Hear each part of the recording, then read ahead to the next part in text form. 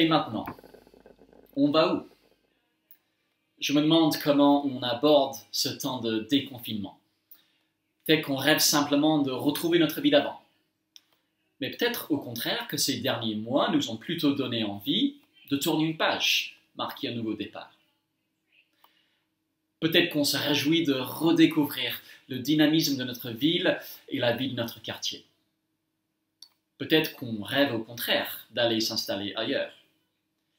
Enfin, peut-être que le rappel de notre fragilité qu'on a eue ces derniers temps nous ont donné envie de plus réfléchir sur notre vie et le sens qu'on veut lui donner au vu de notre mortalité. Peut-être au contraire qu'on en a marre de penser à la mort et qu'on veut juste profiter du moment présent. Et maintenant, on va où? Ces derniers mois nous ont peut-être ouvert les yeux sur la possibilité de vivre autrement, de travailler autrement, de se divertir autrement. Mais comment choisir? Qu'est-ce qui est le plus important? Mon travail et mon épanouissement là-dedans? Mon cadre de vie et si j'y suis heureux? Mes relations et ma vie familiale? Qu'est-ce qui est vraiment important? Qu'est-ce qui est essentiel? Et maintenant, on va où? Il y a un moment dans la Bible où les amis de Jésus sont eux aussi devant un choix concernant leur avenir. Ils doivent décider de s'ils veulent rester avec Jésus ou suivre les foules de personnes qui sont en train de l'abandonner. Jésus leur demande « Et vous, voulez-vous partir, vous aussi ?»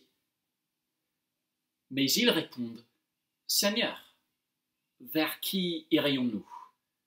Tu as les paroles de la vie éternelle. » Traduction: où d'autres pouvons-nous aller?